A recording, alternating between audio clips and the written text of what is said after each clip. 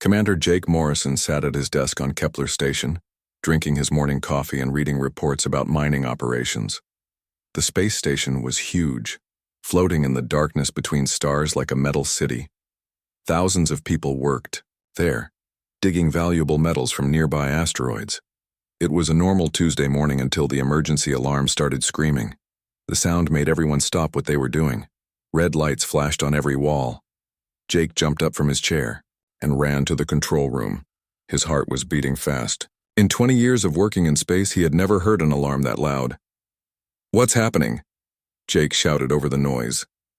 Lieutenant Ben Parker was sitting at the main computer, his face white with fear. "Sir, we're getting a distress call from New Eden Colony. It's really bad." Jake grabbed the radio. Static filled the air, mixed with screaming voices. He could hear explosions in the background. Someone was crying. Then he heard a word that made his blood turn cold. "Vorthak. The Vorthak is here. Everyone run. It killed the defense team. Oh God, it's coming this way." The radio went silent. Jake stared at the machine. He had heard stories about the Vorthak, but he thought they were just scary tales that spacers told to frighten new workers. Every child in the galaxy knew the stories. The Vorthak was supposed to be the most dangerous creature that ever lived. 12 feet tall, with claws like swords and skin harder than metal. It could kill 100 soldiers without getting hurt. "Get Dr. Lisa Hamilton up here right now," Jake ordered. "And call all department heads to the meeting room." Dr. Hamilton arrived first. She was a smart woman who studied alien life forms. Her job was to learn about the strange creatures that lived on different planets. When she heard about the Vorthak, her face went pale. "Commander, if there really is a Vorthak on New Eden, then everyone on that planet is already dead," she said, quietly. "Tell me everything you know about this thing," Jake said. Lisa sat down and took a deep breath. "The Vorthak comes from the Andromeda Galaxy, very far from here. It's the perfect killer. Nothing can hurt it. Laser guns don't work. Bombs don't work. Even our biggest weapons just make it angry." She turned on a computer screen and showed pictures of planets where Vorthaks had been seen before. The photos were terrible. Cities were completely destroyed. Mountains had been knocked down. Rivers had been turned into steam. "But the worst part isn't the physical damage," Lisa continued. "The Vorthak has special mental powers. It can scream inside your head. Most people go crazy just from being near one. They become so scared that they can't think or move. Some people's hearts stop beating from pure fear." Jake felt sick. New Eden was home to 50,000 people. They were farmers and miners, not soldiers. They had no way to fight something like this. "How long do the colonists have?" he asked. "If the reports are true, they're probably all dead already," Lisa said sadly. "A Vorthak can destroy a whole city in one day. It moves fast and it never gets tired. It hunts everything that's alive." The meeting room filled up with Jake's top officers. Captain Ryan Bell from the cargo ship Wanderer was there too. His ship had been getting ready to take supplies to New Eden when the alarm started. "The Galactic Council says New Eden is a lost cause," Jake announced.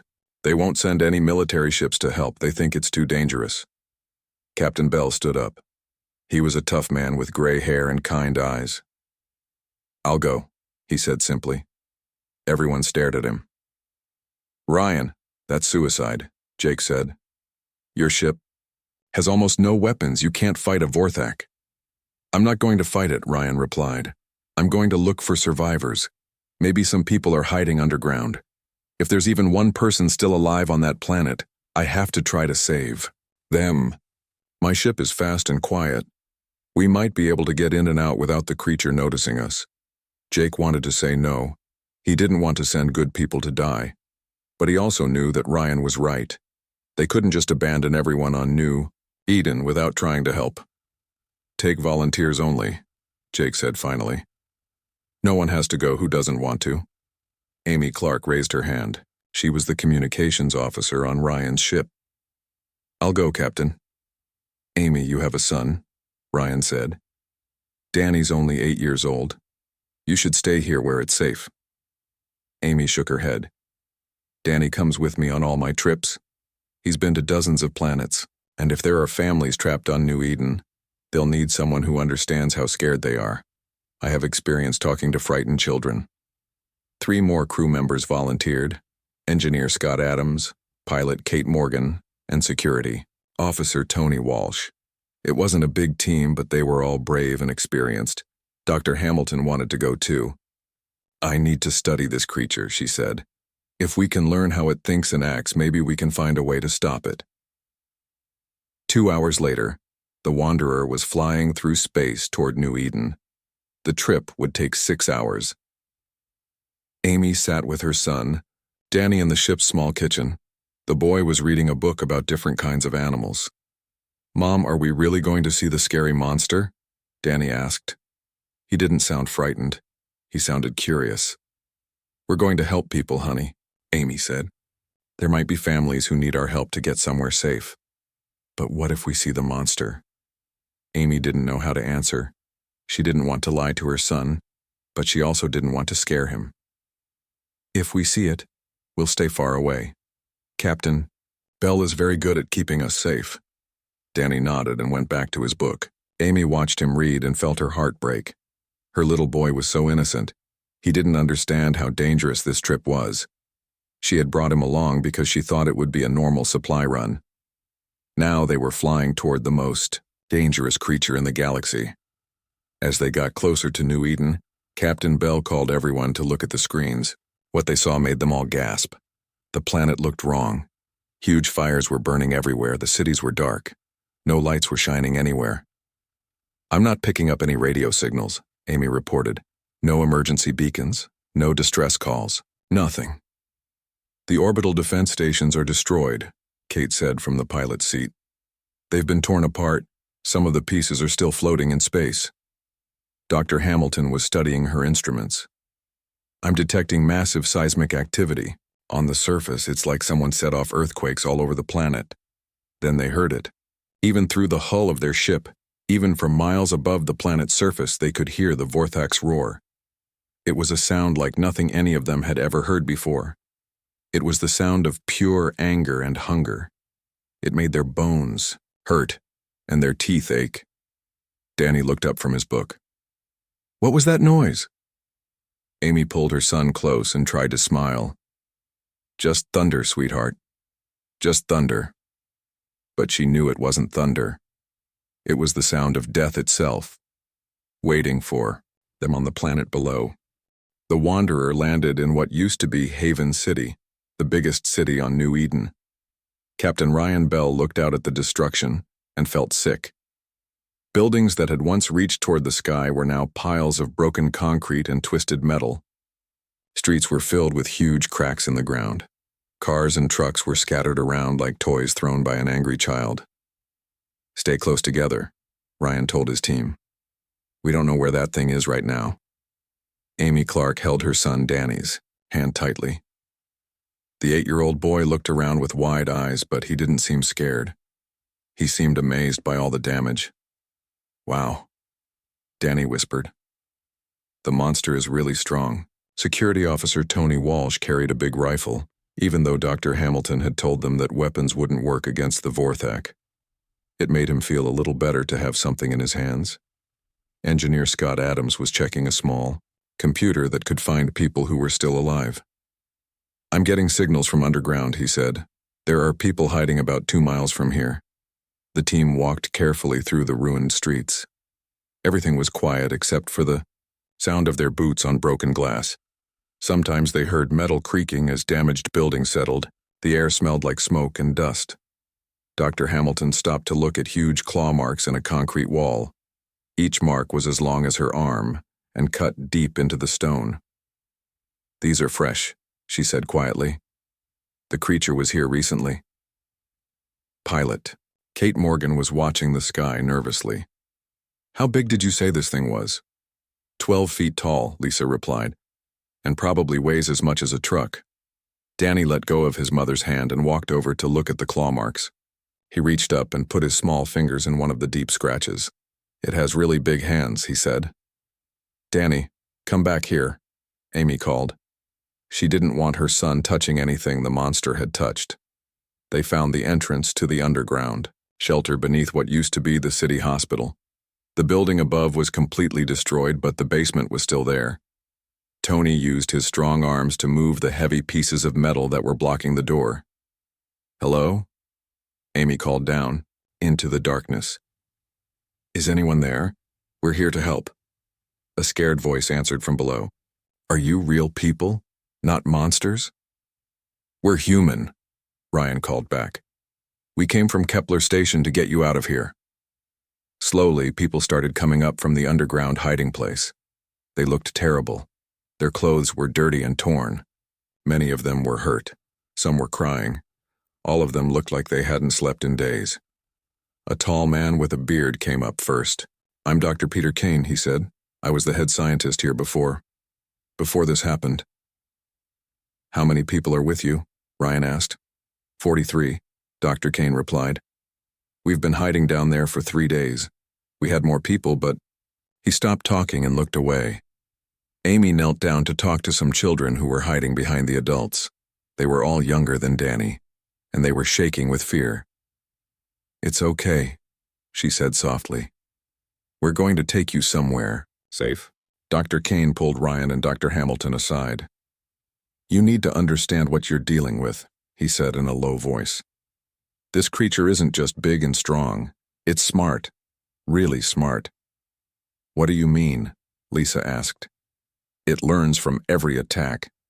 The first day it just smashed buildings and roared a lot. But by the second day it was being more careful. It started hunting people who were hiding. It could somehow tell where we were even underground." Dr. Kane's hands were shaking as he talked. "The worst part is what it does to your mind. When it gets close, you can feel its thoughts pressing against yours. It feeds on fear. The more scared you get, the stronger it becomes." "Has anyone tried to fight it?" Tony asked. "The Colony Defense Force tried on the first day. 50 good soldiers with the best weapons we had. They lasted about 10 minutes. Dr. Kane's voice broke. "I watched from the hospital windows. The creature didn't just kill them, it played with them first. It wanted them to be afraid." Danny had been listening to the adults talk. He tugged on his mother's shirt. "Mom, why is the big animal so mean?" Amy looked down at her son. "I don't know, honey. Some animals are just dangerous. But why is it angry? Did someone hurt it first?" The adults all stared at the little boy. It was such a simple question, but none of them had thought to ask it. They had all been so focused on surviving that they hadn't wondered why the Vorthak was attacking. "We need to get these people to the ship," Ryan said. "Can everyone walk 2 miles? Some of the survivors were hurt too badly to walk far." Scott and Tony made stretchers out of pieces of metal and cloth. The group started moving slowly back toward the Wanderer. They had only gone half a mile when they heard it. The roar was much closer this time. It echoed off the broken buildings and seemed to come from everywhere at once. Several people fell to their knees, covering their ears and screaming. "It knows we're here," Dr. Kane whispered. "It can sense us." Amy picked up Danny and held him close. The little boy looked around curiously. "Is that the monster?" he asked. "Don't look," Amy said, turning his face away. "Don't look at it." "But..." Danny squirmed in her arms until he could see over her shoulder. In the distance, something huge was moving between the buildings. It was too far away to see clearly, but they could tell it was coming toward them. The Vorthak moved like a giant, cat smooth and quiet despite its size. Every few steps it would stop and lift its head as if it was smelling the air. Then it would continue in their direction. "Run," Ryan ordered. "Everyone who can move, run now." The survivors stumbled and fell as they tried to move faster. The injured people on stretchers bounced and cried out in pain. Behind them, the creature's roar got louder and closer. Kate was running ahead to get the ship ready for takeoff. "I can see it clearly now," she called back on her radio. "Oh God, it's huge. And it's fast." The Vorthak had started running toward them. Each of its steps shook the ground. Pieces of broken buildings fell down as it passed by. Its roar had changed. From anger to something that sounded almost like excitement. It had found new prey. Amy was breathing hard as she carried Danny. The little boy wasn't heavy, but running in the broken streets was difficult. "Almost there, baby," she whispered. "Almost to the ship." "Mom," Danny said. I think the monster is lonely. Amy almost stopped running.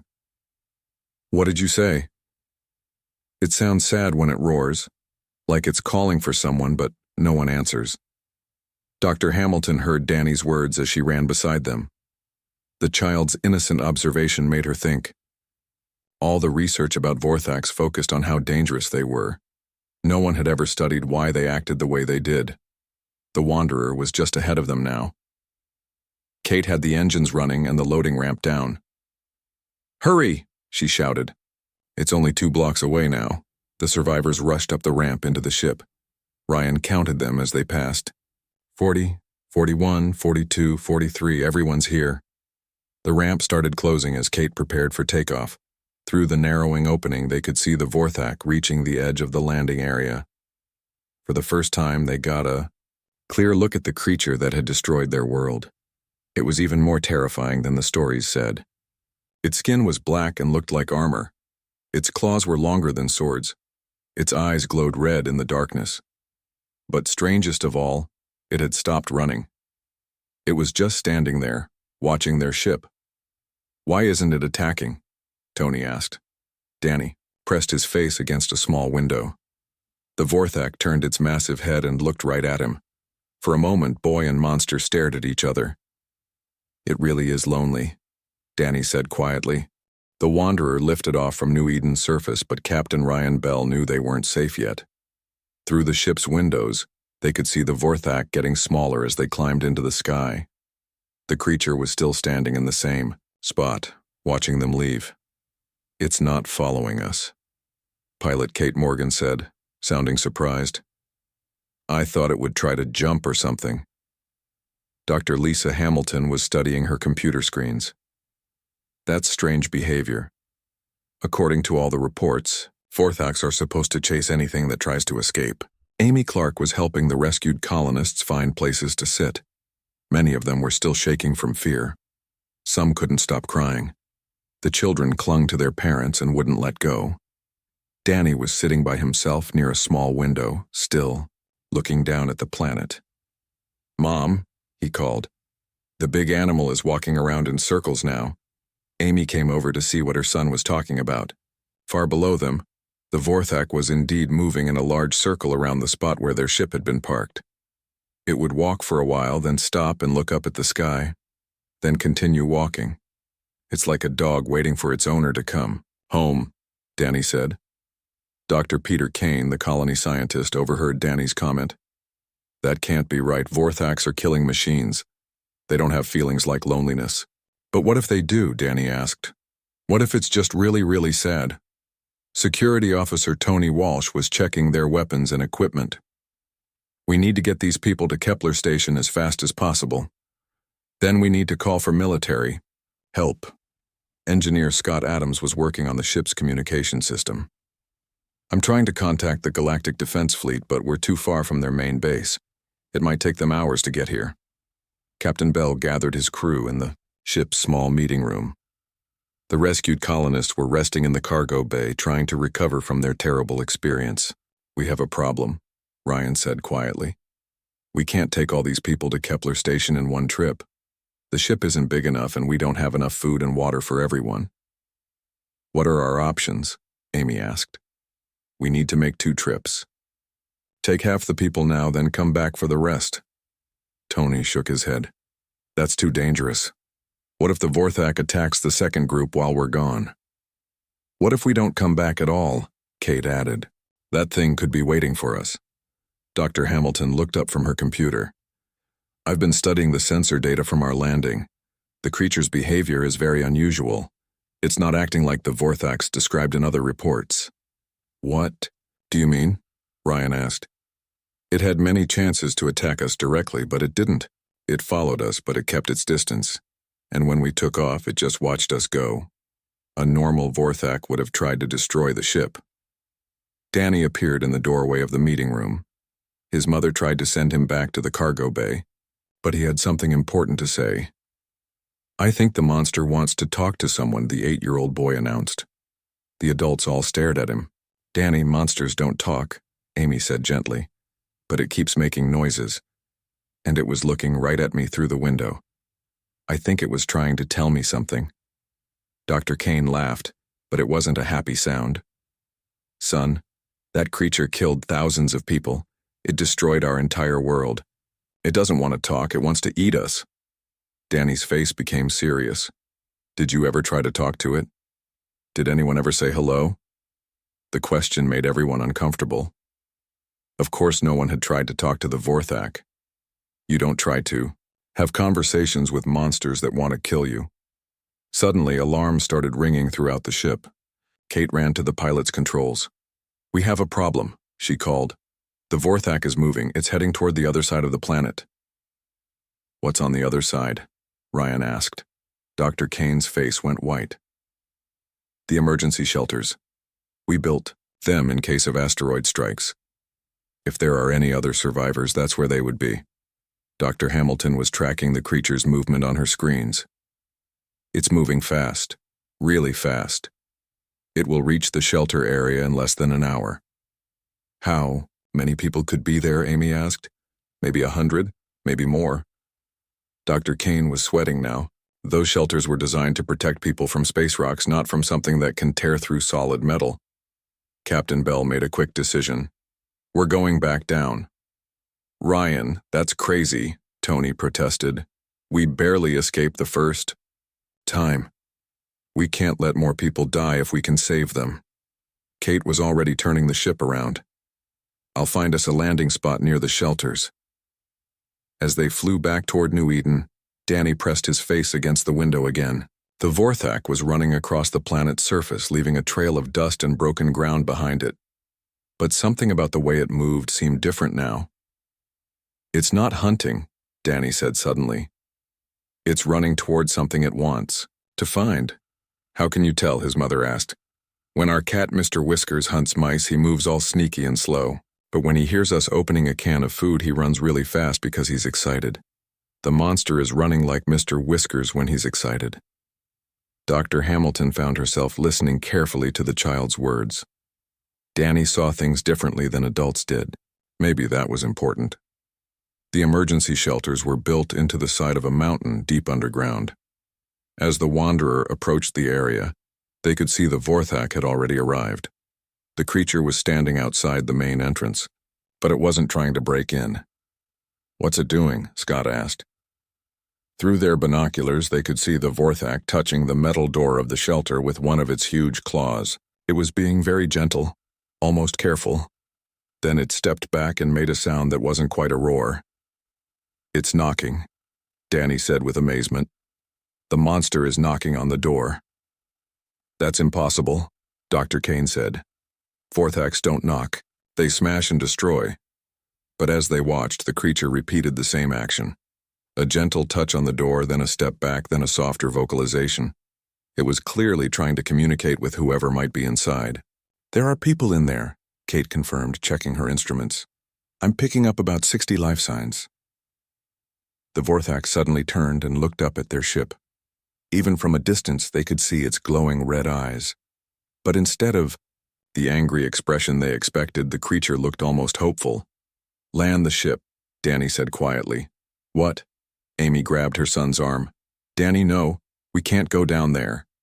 The monster isn't trying to hurt anyone, the boy insisted. Look at it. It's just standing there. It wants to meet the people in the shelter, but they're too scared to come out. Son, that thing is a killer, Tony said firmly. Danny shook his head. I don't think it wants to kill anyone anymore. I think it wants to be friends. The adults looked at each other. A child's innocent observation seemed crazy, but everything they had seen suggested that Danny might be right. The Vorthak was acting completely different from what all the stories said. We need to get those people out of the shelter, Ryan said finally. They can't stay underground forever. And maybe, Dr. Hamilton added slowly, we need to find out what this creature really wants. The Wanderer began its descent toward the most dangerous meeting in galactic history. The Wanderer landed about 100 yards away from the mountain shelter. Captain Ryan Bell and his crew could see the Vorthak clearly now. The creature was even bigger than they had imagined. Its black skin looked like armor made of stone. Its claws were as long as baseball bats. But most surprising of all, it didn't attack their ship. Instead, the Vorthak sat down on the ground and waited. "I've never seen anything like this," Dr. Lisa Hamilton whispered, staring at her computer screens. "The creature's brainwave patterns are completely different from what the old reports described." "Different how?" Security Officer Tony Walsh asked. He was holding his rifle even though he knew it wouldn't help against something that big. The report said Vorthak brains showed only anger and hunger, but this one is showing curiosity, sadness, and something else I can't identify. 8-year-old Danny Clark pressed his face against the ship's window. The Vorthak turned its massive head and looked directly at him. For a long moment, boy and monster stared at each other. "It sees me," Danny said softly. "Get away from that window," his mother Amy said, reaching for him. But Danny didn't move. "Mom, look at its eyes. They're not angry. They're sad." Dr. Peter Kane, the colony scientist, was shaking his head. "This has to be some kind of trick. Maybe it's waiting for more people to come out so it can kill everyone at once." "If it wanted to kill us, why would it wait?" Danny asked. "It could break our ship easy. It could break the mountain too." Engineer Scott Adams was monitoring the shelter's communication system. "I'm getting signals from inside the mountain. The people in there are terrified. They know the EO. Creature is outside, but they don't know what it wants." Captain Bell made a difficult decision. "I'm going to try to talk to the people in the shelter. Maybe I can convince them to come out." "Ryan, that's insane," Tony protested. "The second you step outside, that thing will tear you apart." "Maybe not," Danny said quietly. "I think it wants to be friends." All the adults looked at the little boy. His innocent confidence was amazing, but also frightening. How could a child be so calm when facing the most dangerous creature in the galaxy? "Danny, sweetheart," Amy said gently. "Sometimes animals that look friendly can still be dangerous. We need to be very careful." "But Mom, what if we're wrong? What if the monster isn't bad? What if everyone just thinks it's bad because they're scared?" Dr. Hamilton was studying her instruments more carefully. "The child might have a point," she said slowly. "I'm detecting very unusual energy patterns from the creature. It's almost like it's trying to communicate telepathically." "With who?" Ryan asked. "I'm not sure. The signals are very weak, but they seem to be directed at our ship." Danny suddenly stood up. "I want to go outside."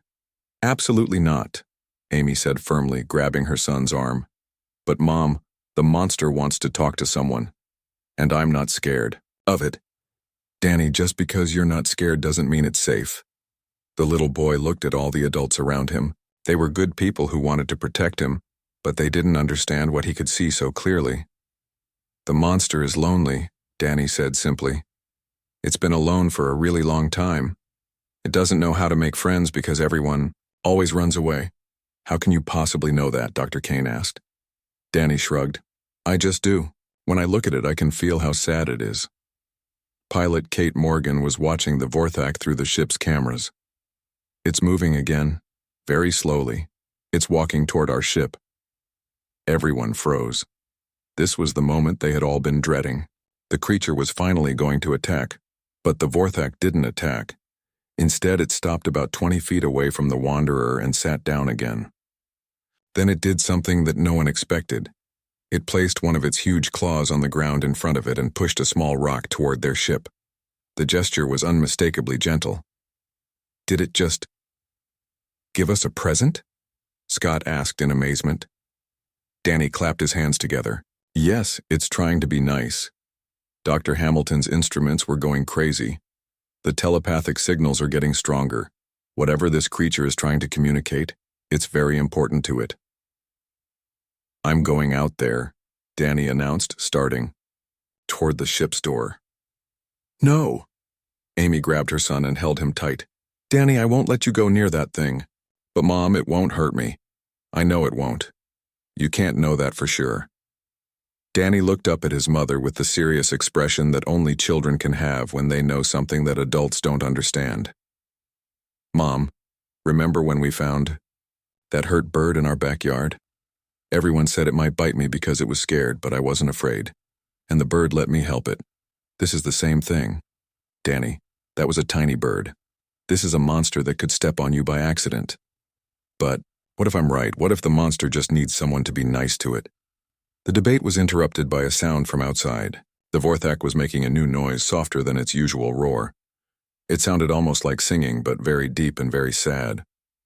"Oh my God," Dr. Hamilton whispered, looking at her readings. "It's not just making noise. It's speaking. That's language." "What's it saying?" Ryan asked. "I don't know. The patterns are unlike anything in our databases, but the emotional content is clear.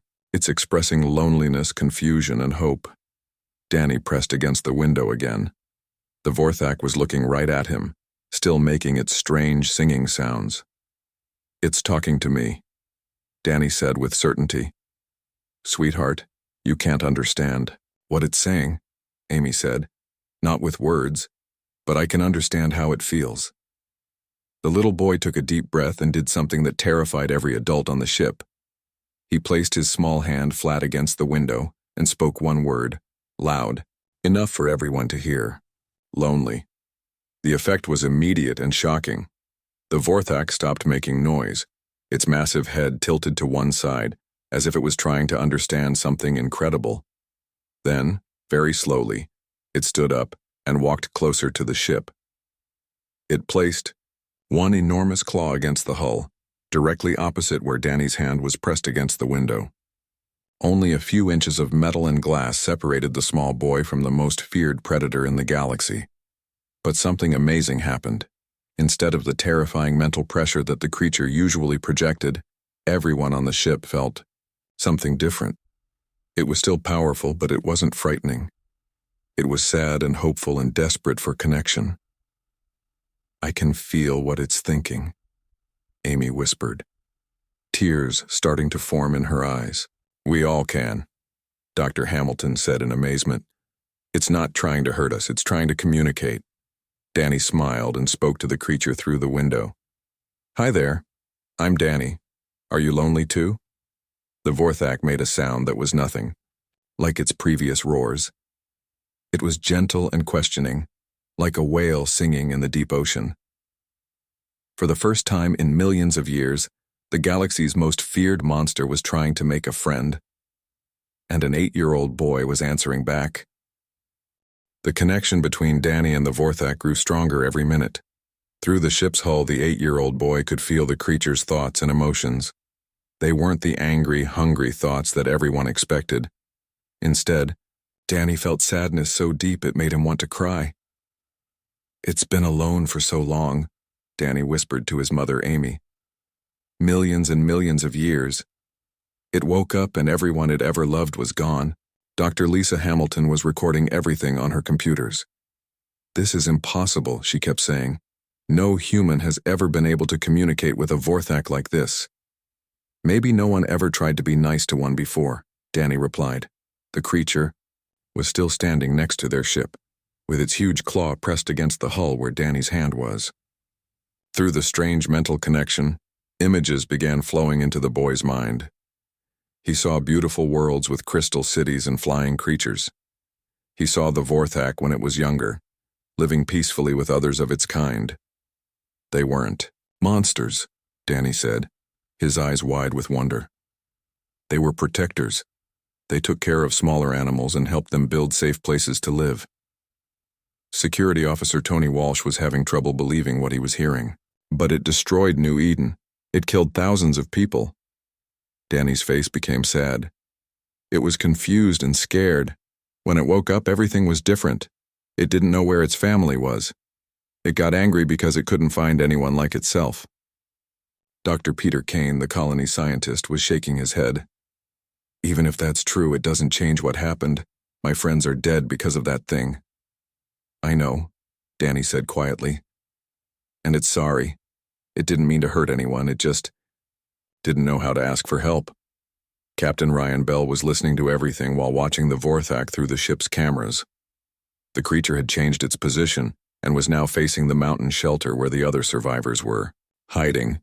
"It wants to talk to the people in the shelter too," Danny said, "but they're too scared to come out." "Can you blame them?" Engineer Scott Adams asked. "They've been hiding for days, listening to that thing destroy their world."